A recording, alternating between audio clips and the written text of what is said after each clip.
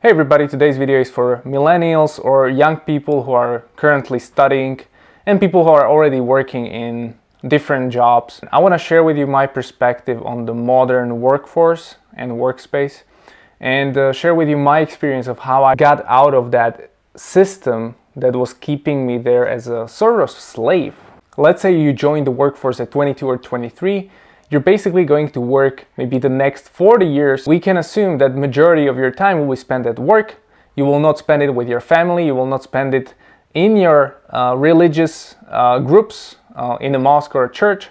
You will be spending it at work with people you don't know, you don't share any values with, maybe you don't even like. You realize without money, you're not getting anywhere. You need to be able to make money somehow. That's why the whole world or the society is set up that the education should help you in the real life. But once you enter the workforce, you see the biggest discrepancy, the biggest difference between what employers or the market is looking for, what sort of skills, versus what you've been studying. So I have studied political sciences, philosophy and all this, but it doesn't reflect what the job market is basically looking after. So my skill set is nothing. I think the major source of depression is the workforce, is the meaninglessness of the modern job. So we have to realize we live in a sort of slavery renting system where you go somewhere to work, they give you money. You don't go there because you like the job. Because if you like the job, just do it for free. Like I do YouTube for free. That's what I like. You go somewhere to work, they give you money in exchange for your time. Therefore, you are obliged to work for the employer or somebody who hired you. The whole system is based on your skill set and what the market needs and how you leverage other people. What I realized, I have to develop my skill set to a certain level. At that level, I have to be able to clone myself to other people so that they can take the workload off me and I can leverage my time and spend it doing what I need to do, which is, going to a mosque whenever I want without asking anybody. Doing things which are important for me and my health and my relationship and working out and being in nature. These things have value for me, but I can't prioritize them if I'm spending 8 hours at work somewhere. Then I have to travel there for 1 hour, travel back. So at the end of the day, you come back from work, you're tired, depressed, you watch Netflix, you drink. This is a lifestyle. And I definitely wanted to avoid it. So I want to set up my life like this. And the majority of this is tied to my income, because I need to be able to support myself and people around me and rent or pay the house. After I graduated, I knew I needed to learn sales because I knew I wanted to own a business. And if I don't know how to sell somebody on my idea, then I'm not going to be successful. So I started working as a junior salesperson. And I was calling probably 100 people every day.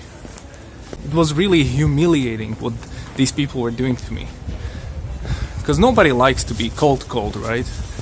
And everybody was rejecting me, everybody was saying some bad things to me, and that's good.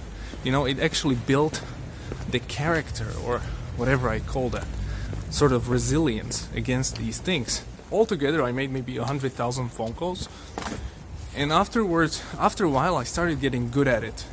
And I started to be able to talk to people on the phone, to the CEOs, and being able to convey the message of the product. So I was promoted, but then I left the company, switched a couple of jobs, and I realized I need to start my own company. And first 3 years was a huge struggle. I didn't pay myself for over 6 months, so I couldn't even afford rent. It sort of took off after a couple of years. Right now I have an agency with people who work inside a company, and I have leveraged my time so that I don't have to spend a lot of time in it.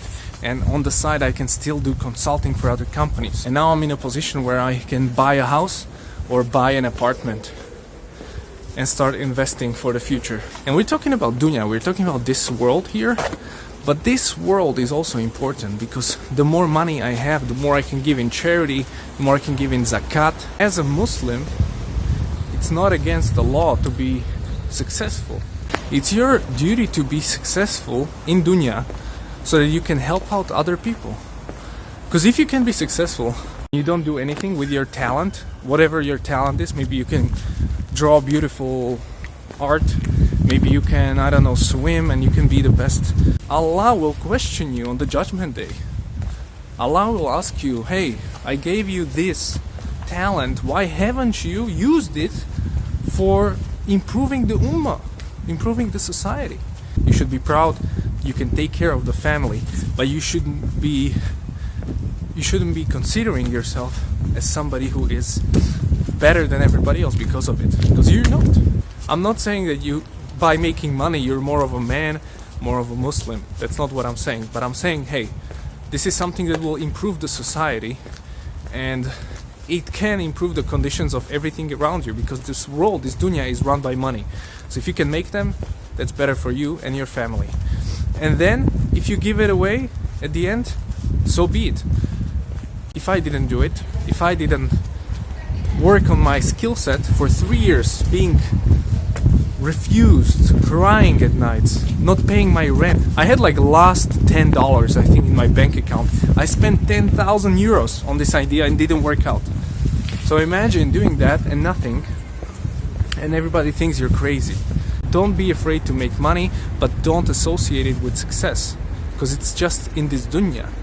There are people who make money here, they get obsessed with it, and they they can't get enough. And that's the sickness of the society. So don't be like that. But if you want to use it for your deen, if you want to use it because you know you can make it, you know you have the talent, you know how to market, how to sell, how to build software, do it. Because you will be questioned, because this is your talent that was given to you. So you have the obligation to be successful. And I want everybody to do this. And then we can help people in Syria, help people in China, the Uyghurs, because we will have resources. If we stay not that successful as a community, it's never gonna happen. So if you have Allah on your side and you know why you're doing it, who you're doing it for, then there's nothing, wrong with this. I never knew who I wanted to be in my life. In terms of career, I never knew what my career path is gonna be, if I should be in politics or if I should be in business, or if I should do something completely different. And I think 90% of people don't know what they want to do in their life. The easiest thing to do is to become an entrepreneur or become somebody who is successful through the business. But we all know that there's just one purpose in this world, and that's to remember your creator. Everything else is a passion, everything else is not that necessary. If you are fortunate enough that you live in a middle class, let's say, society, your obligation is to be successful. And then once you are successful, you should never forget that you're doing it for Allah. Easy. First, work on yourself, work on your skill set, become the best at something, even if you don't like it. Just become good at something that people need. The second thing is leverage your time. Once you start being successful, start helping yourself first. So invest in your future and start helping out your family. Once you are doing that, start helping society, start helping people on the streets. In just a small way, just buy them food, give them some charity. And once you feel like, yes, I've reached the level now that is really big, you can now think about Muhammad Ali, people who changed culture and society, and they were a great example of Islam. Now you can think about, okay, what am I gonna do now? Am I gonna set up an NGO? Am I gonna set up an academy? What am I gonna do to change the world, to change the society? Maybe it's YouTube. Maybe you should start a YouTube channel, and do that. Have these things open and Allah will take care of the rest. Simple message, guys. Be successful or you will be questioned about why you are not successful. Not for your sake, not for people, but for Allah's sake. Yeah, once you're successful, don't ever leave. Don't ever forget who got you into this point, Assalamu alaikum, and I'll see you in the next video, guys.